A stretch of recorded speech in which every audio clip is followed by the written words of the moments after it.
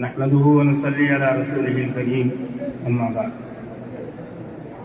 تجویز بسلسلہ یکساں civil code منظور کردہ تحفظ آئین ہند کنونشن زیر اہتمام جمعیت علماء ہند منعقدہ 3 نومبر 2024 اندرا گاندھی انڈور اسٹیڈیم نئی دہلی.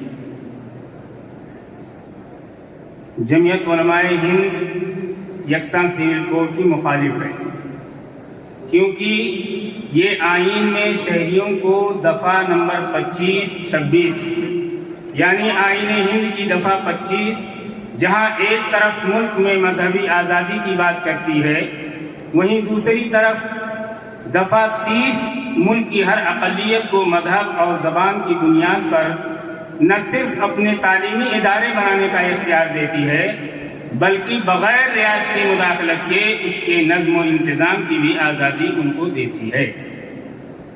یاد رہے کہ مذکورہ دفعات کو آئین ہند کی پارٹ نمبر 3 جو کہ آئین کی روح کہا جاتا ہے، جس میں یہ وضاحت موجود ہے. دفعہ نمبر 25 نمبر 1 امن عامہ، اخلاق عامہ، صحت عامہ اور اس حصے کی دیگر توضیحات کے تابع تمام اشخاص کو آزادی ضمیر اور آزادی سے مذہب قبول کرنے، اس کی پیروی اور اس کی تبلیغ کرنے کا مساوی حق ہے. دفعہ نمبر 26 امن عامہ، اخلاق عامہ اور صحت عامہ کے تابع ہر ایک مذہبی فرقے یا اس کے کسی طبقے کو حق ہوگا نمبر 1 مذہبی اور خیراتی اغراض کے لیے ادارے قائم کرنے اور چلانے کا، نمبر 2 اپنے مذہبی امور کا انتظام خود کرنے کا. دفعہ نمبر 30 تمام اقلیتوں کو خواہ و مذہب کی بنا پر ہوں یا زبان کی اپنی پسند کے تعلیمی ادارے قائم کرنے اور ان کا انتظام کرنے کا حق ہوگا میں دی گئی مذہبی آزادی اور بنیادی حقوق کے سراسر منافی ہے. ہندوستان کے دستور میں سیکولرزم کے معنی ہے کہ ملک کا اپنا کوئی مذہب نہیں ہے. یہ تمام مذاہب کا یکساں احترام کرتا ہے. مذہب کی بنیاد پر کسی کے ساتھ امتیاز نہیں برتا جاتا اور ملک کے ہر شہری کو مذہبی آزادی حاصل ہے. ہندوستان جیسے تکثیری معاشرے میں کہ جہاں صدیوں سے مختلف مذاہب کے ماننے والے اپنے اپنے مذہب کی تعلیمات پر عمل کرتے ہوئے امن اور یکجہتی کے ساتھ رہتے آئے ہیں، وہاں یکساں سول کوڈ نافذ کرنے کی بات انتہائی حیرت انگیز ہے. بلکہ ایسا محسوس ہوتا ہے کہ ایک خاص فرقے کو ذہن میں رکھ کر اکثریت کو گمراہ کرنے کے لیے آئین کی دفعہ 44 کی آڑ لی جا رہی ہے اور کہا جاتا ہے کہ یہ بات تو آئین میں کہی گئی ہے. حالانکہ خود RSS کے دوسرے سنچالک گرو گولوالکر نے کہا کہ یونیفارم سول کوڈ بھارت کے لیے غیر فطری اور اس کے تنوعات کے منافی ہے. حقیقت یہ ہے کہ یکساں سول کوڈ کی بات رہنما ہدایات کے ضمن میں کہی گئی ہے، یعنی مشورہ دیا گیا ہے. وہیں شہریوں کے بنیادی حقوق کی ضمانت آئین میں دی گئی ہے. آئین کے باب نمبر 3 کے تحت درج بنیادی دفعات میں کسی بھی ادارے کو خواہ وہ پارلیمنٹ ہو یا سپریم کورٹ تبدیلی کا اختیار نہیں ہے.